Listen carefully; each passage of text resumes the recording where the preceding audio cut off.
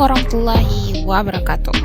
Pada Sabtu 14 Oktober pagi, kantor Sheriffville County menerima panggilan darurat dari seorang perempuan yang mengatakan dia diserang oleh pemilik tanah di Plainfield dekat Chicago. Joseph Suba, laki-laki berusia 71 tahun ini, dituduh membunuh bocah laki-laki berusia 6 tahun dan melukai seorang perempuan berusia 32 tahun di Plainfield, Illinois, Amerika Serikat. Ungkap sang polisi, pelaku penusukan ditemukan sedang duduk di dekat jalan masuk ke rumahnya. Dan sang pelaku kemudian dibawa ke rumah sakit untuk mendapatkan perawatan sebelum diinterogasi. Dari hasil investigasi polisi setempat, tim penyidik mengatakan bahwa kedua korban dalam serangan brutal ini menjadi sasaran tersangka karena mereka beragama Islam dan dilatari konflik yang sedang berlangsung di Timur Tengah yang melibatkan Hamas dan Israel. Belakangan diketahui anak tersebut ditusuk sebanyak 26 kali dengan menggunakan pisau tepat di bagian dada dan sekujur tubuhnya. Pada Minggu 15 Oktober dari kantor Dewan Hubungan Amerika Islam di Chicago, kelompok hak asasi manusia Amerika menyebutkan nama laki-laki itu Wadea Al-Fayoume dan ibunya sebagai Hanan Shannon. Dikatakan Wadea lahir di Amerika Serikat, sedangkan ibunya yang berasal dari Beitunia di tepi barat. Mereka datang ke Amerika Serikat sekitar 12 tahun silam. Diketahui beberapa pekan lalu, Wadea baru saja merayakan Natalnya bersama keluarga. Wadea merupakan anak laki-laki Palestina Amerika berusia 6 tahun yang ditikam sampai mati di rumahnya akhir pekan lalu.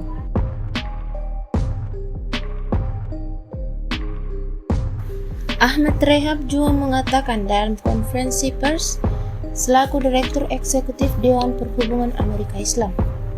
Dia mengatakan dia membayar harga atas atmosfer kebencian dan pembedaan serta merendahkan kemanusiaan yang sejujurnya saya pikir kita lihat di sini di Amerika Serikat sebagai akibat dari kepemimpinan yang tidak bertanggung jawab, pernyataan dan liputan yang tidak seimbang, serta sepihak seperti yang kita lihat di media dan para pejabat terkait.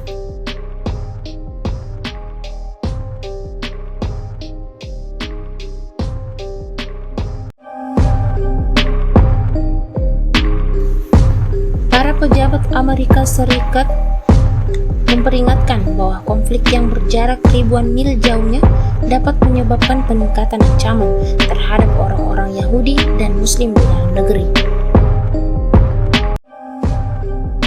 Ungkap Ahmad Rehab, sang ayah bahkan mengatakan bahwa Joseph Suba merupakan sosok yang baik. Ia telah membangun rumah pohon untuk anak laki-lakinya. Ia bahkan mengizinkan sang anak untuk berenang di kolam dan membawakannya mainan. Namun perubahan itu baru terjadi ketika Joseph Suba mulai menonton berita dan mendengar pernyataan bahwa ada sesuatu yang berubah.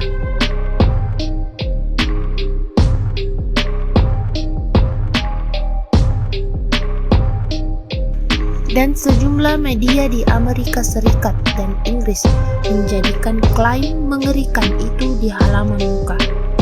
Sementara Menteri Pertahanan Israel, Yoav Gallant, mencap warga Palestina sebagai manusia binatang.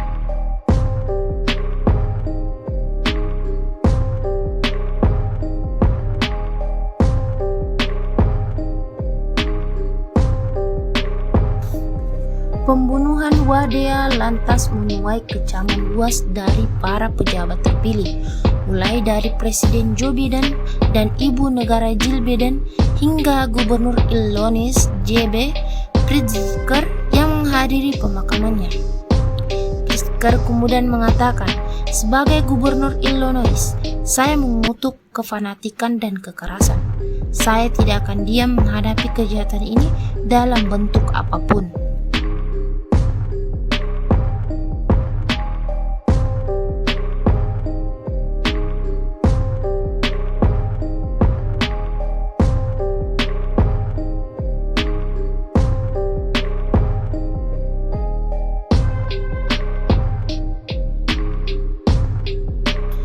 Dilansir dari media sosial, Sarah Sandler, salah seorang jurnalis CNN Amerika Serikat, mengunggah pernyataan itu di akun media sosialnya.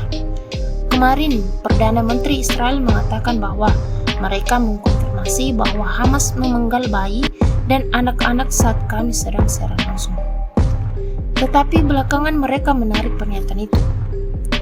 Mereka mengatakan tak bisa mengkonfirmasi cerita itu. Saya harus lebih berhati-hati dengan perkataan saya. Saya minta maaf, tulis Sarah Sandler. Bahkan Presiden Amerika Serikat Joe Biden mengaungkan tudingan biadab yang dilancarkan pihak Israel tersebut. Kemudian Gedung Putih mengklarifikasi pernyataan Joe Biden itu dengan menyatakan bahwa tak ada bukti adanya pembantaian bayi-bayi oleh Hamas.